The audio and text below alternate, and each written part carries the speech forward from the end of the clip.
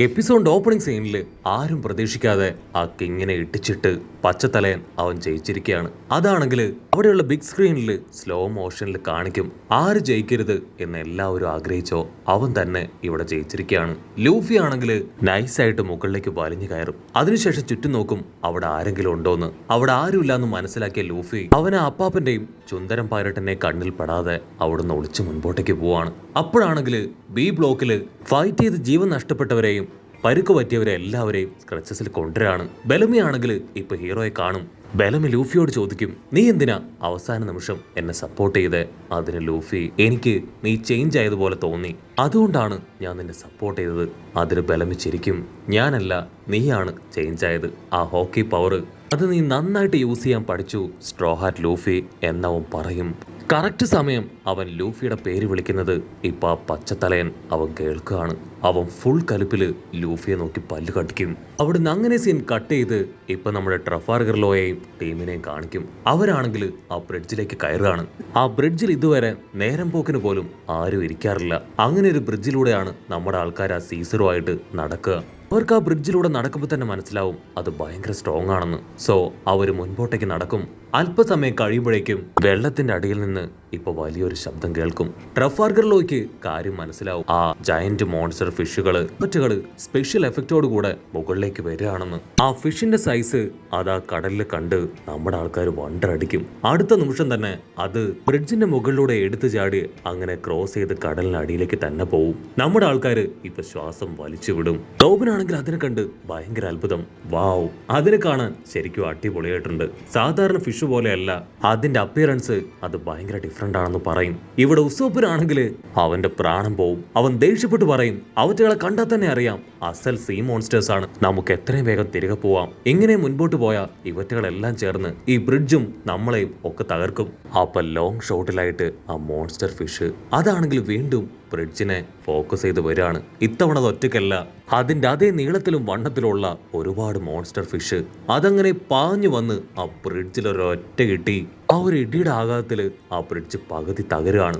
ഉസോപ്പാണെങ്കിൽ നിലവിളിക്കും, രക്ഷിക്കടാ എന്ന് വിളിച്ചു പറഞ്ഞ് അവനിപ്പോ ട്രഫാൽഗറിലോട് അടുത്തേക്ക് വരും. അത് ട്രഫാൽഗറിലോ പറയും, എന്നെ കൊണ്ട് ഇപ്പൊ ഒന്നും ചെയ്യാൻ കഴിയില്ല, നിങ്ങൾ വേണം എന്തെങ്കിലും ചെയ്യാൻ. ഉസോപ്പിന് കൺട്രോൾ പോവും. അവനാണെങ്കിൽ ഇപ്പോ ട്രഫാൽഗറിലോയെ ചീത്ത വിളിക്കും. എന്നിട്ട് വേറെ വഴിയില്ലാതെ ഗോരി എടുത്ത് ഇപ്പൊ അവറ്റകളെ എയിം ചെയ്യും. അപ്പോഴാണെങ്കിൽ രണ്ട് ജയന്റ് മോൺസ്റ്റർ ഫിഷുകൾ ആ പാലത്തിന്റെ മുകളിലൂടെ അങ്ങനെ പാഞ്ഞു വരികയാണ്. റോബിനും ആ കാഴ്ച കണ്ട് വമ്പൻ ആക്ഷനൊക്കെ ഇട്ട് അവറ്റകളെ അറ്റാക്ക് ചെയ്യാൻ റെഡിയാവും. റോബിനാണെങ്കിൽ അവളുടെ കൈ നീട്ടി ഒരു ഫിഷിനെ അട്ടിച്ച് താഴെയിടുകയാണ്. മറ്റൊന്നിനെ ഉസോപ്പ് അവന്റെ ഗോലി ഉപയോഗിച്ച് തകർത്ത് താഴെയിടും. ട്രഫാൽഗറിലോ ആണെങ്കിൽ നിലവിളിച്ചു പറയും, ഓടിക്കോ, ഇനി നിൽക്കാൻ പാടില്ല, അവറ്റകളെല്ലാം ഇപ്പായിട്ട് അറ്റാക്ക് ചെയ്യാൻ ചാൻസ് ഉണ്ടെന്ന് പറഞ്ഞ് നിർത്താതെ ഓടുകയാണ്. ട്രഫാൽഗറിലോ പറഞ്ഞതുപോലെ തന്നെ ആ മോൺസ്റ്റർ ഫിഷുകള് ടീമായിട്ട് ഇപ്പൊ ബ്രിഡ്ജിനെ പോയിന്റ് ചെയ്ത് കഴിഞ്ഞു. അവരുടെ രണ്ട് ഫ്രണ്ട്സിനെ നമ്മുടെ ആൾക്കാർ തല്ലി താഴെയിട്ടതാണ്. ട്രഫാൽഗറിലോ ആണെങ്കിൽ ഉസോപ്പിനോട് പറയും, നീ ആ സീസറിന്റെ വിലങ്ങ് അത് അഴിക്ക്, പേടിക്കേണ്ട ആവശ്യമൊന്നുമില്ല, അവന്റെ ഹാർട്ട് അത് എൻ്റെ കയ്യിൽ സേഫാണ്. ഉസോപ്പ് അത് കേൾക്കേണ്ട താമസം അവന്റെ ആ ഒരു വിലങ്ങ് അഴിക്കുകയാണ്. അടുത്ത നിമിഷം സീസർ അവൻ എടുത്തു ചാടി ലൂഫിക്ക് നേരെ ഉപയോഗിച്ച അതേ പവർ അത് ആ മോൺസ്റ്റർ ഫിഷുകൾക്ക് നേരെ ഉപയോഗിക്കുകയാണ്. അവറ്റകളാണെങ്കിൽ ആ ഒരു പവറിൽ ഫ്രീസായി അങ്ങനെ വന്നതുപോലെ താഴേക്ക്. ട്രഫാൽഗറിലോ ആണെങ്കിൽ അവന്റെ എനർജി അത് വേസ്റ്റ് ആക്കില്ല. കാരണം അവന് ആ ഡോഫ്ലമിംഗോട് കൂടെ ഫൈറ്റ് ചെയ്യാനുള്ളതാണ്. അവനങ്ങനെ ഒരുപാട് പ്ലാനുകളുമായിട്ട് ഓടി ഓടി ബ്രിഡ്ജിന്റെ നടുഭാഗത്ത് എത്തുമ്പോഴായിരിക്കും ഒരു വമ്പൻ ട്വിസ്റ്റ്. ആ ബ്രിഡ്ജ് അത് പകുതിക്ക് വെച്ച് തകർന്നിരിക്കുകയാണ്. ഒരു മോൺസ്റ്റർ ഫിഷ് ആണെങ്കിൽ അവർ ലക്ഷ്യമാക്കി പാഞ്ഞടുക്കും. പക്ഷെ അപ്പോഴേക്കും വലിയൊരു നെറ്റ് ഉപയോഗിച്ച് ആരോ അതിനെ ക്യാച്ച് ചെയ്യും. നമ്മുടെ ആൾക്കാരാണെങ്കിൽ ഒരു സെക്കൻഡ് അങ്ങനെ ഷോക്ക് ആവുകയാണ്. ആരായിരിക്കും അതിനെ പിടിച്ചിട്ടുണ്ടാവുക? ഇത്രയും വലിയ മോൺസ്റ്റർ ഫിഷിനെ അതിനെ പിടിച്ചിട്ട് അവർക്ക് എന്തായിരിക്കും കാര്യം എന്നൊക്കെ ചിന്തിക്കുമ്പോൾ ഓപ്പോസിറ്റ് സൈഡിൽ നിന്ന് കുട്ടികൾ സംസാരിക്കുന്നത് അവർ കേൾക്കും. ആക്ച്വലി ഗ്രീൻ ബിറ്റില് ആൾതാമസമില്ല. അപ്പൊ ആരായിരിക്കും അവിടെ ഉണ്ടാവാന്നൊക്കെ ചിന്തിച്ച് നമ്മുടെ ആൾക്കാരാണെങ്കിൽ ഭയങ്കരമായിട്ട് കൺഫ്യൂസ്ഡ് ആവും. ഉസോപ്പ് ആണെങ്കിൽ വിളിച്ചു ചോദിക്കും, അവിടെ ആരെങ്കിലും ഉണ്ടോ? ഞങ്ങൾക്ക് അവിടേക്ക് വരാനായിട്ട് കഴിയുന്നില്ല, ബുദ്ധിമുട്ടില്ലെങ്കിൽ ഇവിടേക്ക് ഞങ്ങൾ എത്തിക്കാൻ എന്തെങ്കിലും ചെയ്യോ?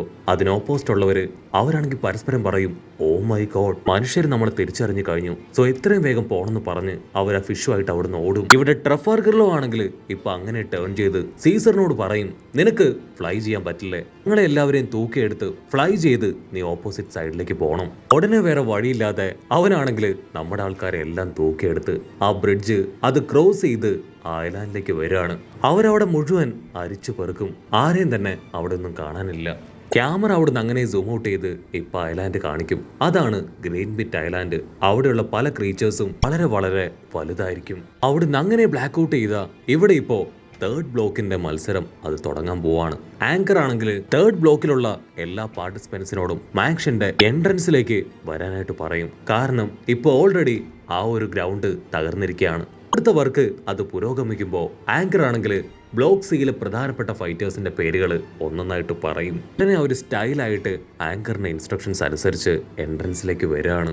ലിസ്റ്റിന്റെ ഏറ്റവും അവസാനമായിട്ട് നമ്മുടെ വയസ്സൻ അപ്പാപ്പനും ഒരു വലിയ ബുള്ളും. ഇത്രയും പേരാണ് ബ്ലോക്കിൽ മത്സരിക്കാനായിട്ട് നിൽക്കുന്നത്. അതേ ടീമിൽ തന്നെയാണ് നമ്മുടെ കഥാനായകൻ സ്ട്രോ ഹാറ്റ് ലൂഫി. അവനും മത്സരിക്കാനായിട്ട് ഉണ്ടാവുക. ജനങ്ങളാണെങ്കിൽ മോസ്റ്റ്ലി അവൈറ്റ് ചെയ്ത ഒരു വലിയ മാച്ച്, അതാണ് ബ്ലോക്ക് 3യുടെ മാച്ച്. ജനങ്ങൾ ഓരോരുത്തരും അവർക്ക് ഇഷ്ടപ്പെട്ട ഫേവറേറ്റ് ആളുകളുടെ പേരൊക്കെ വിളിച്ചു പറഞ്ഞ് അവർക്ക് സപ്പോർട്ട് കൊടുത്ത് അങ്ങനെ ചേറുകയാണ്. അവിടുന്ന് അങ്ങനെ ബ്ലാക്ക് ഔട്ട് ചെയ്ത സാഞ്ചി അവനാണെങ്കിൽ പ്രണയ മഞ്ചരിയിൽ നീരാടി ആ വയലറ്റിനോട് കൊഞ്ചിയും കുറുവിയും കഥകളൊക്കെ പറഞ്ഞു ഫുഡും ഐസ്ക്രീം ഒക്കെ ഊട്ടിവിട്ടും അങ്ങനെ നടന്നു വന്നുകൊണ്ടിരിക്കുകയാണ്. അവരല്പദൂരം മുൻപോട്ടേക്ക് നടക്കുമ്പോൾ അവൾ ഒറ്റയ്ക്ക് സാഞ്ചിയെ വിട്ട് അല്പദൂരം മാറി നിൽക്കും. ഞാൻ നിന്നെ കൂട്ടിക്കൊണ്ടു പോകുന്നത് ശരിയല്ല, ഇതിലെന്തോന്ന് തെറ്റുണ്ടെന്ന് തോന്നുന്നു പറഞ്ഞ് അവളാണെങ്കിൽ ഇപ്പൊ തല താഴ്ത്തി നിൽക്കും. ഞാൻ ആക്ച്വലി ചെയ്യുന്നതെല്ലാം വലിയ തെറ്റാണ്. ഞാൻ നിങ്ങളെ യൂസ് ചെയ്യാൻ ശ്രമിക്കുകയാണ്. നിങ്ങൾ ഓൾറെഡി എന്നെ ഒരുപാട് സപ്പോർട്ട് ചെയ്തു, സേഫ് ആയിട്ട് ഇവിടെ വരെ കൊണ്ടെത്തിച്ചു. അവനെ കൊല്ലാനും നിങ്ങളുടെ സഹായം ഞാൻ ചോദിച്ചു. അതൊരു വലിയ തെറ്റാണ്. ഒരിക്കലും നിങ്ങളോട് ഞാനത് ചോദിക്കാനായിട്ട് പാടില്ലായിരുന്നു. ഇതിലേക്ക് നിങ്ങളെ വലിച്ചഴച്ചത് തന്നെ വലിയ തെറ്റാണ്. സോ ഇപ്പോ ഇവിടെ വെച്ച് നിങ്ങൾ തിരികെ പോണെന്ന് പറഞ്ഞ് അവിടെ പൊട്ടിക്കരയും. ആഞ്ചി കാഷ്വലായിട്ട് ഒരു സിഗരറ്റ് എടുത്ത് കത്തിക്കും. നിനക്ക് ആവശ്യം ആ സ്റ്റോർ റൂമിലുള്ളവനെ കൊല്ലണം എന്നതല്ലേ?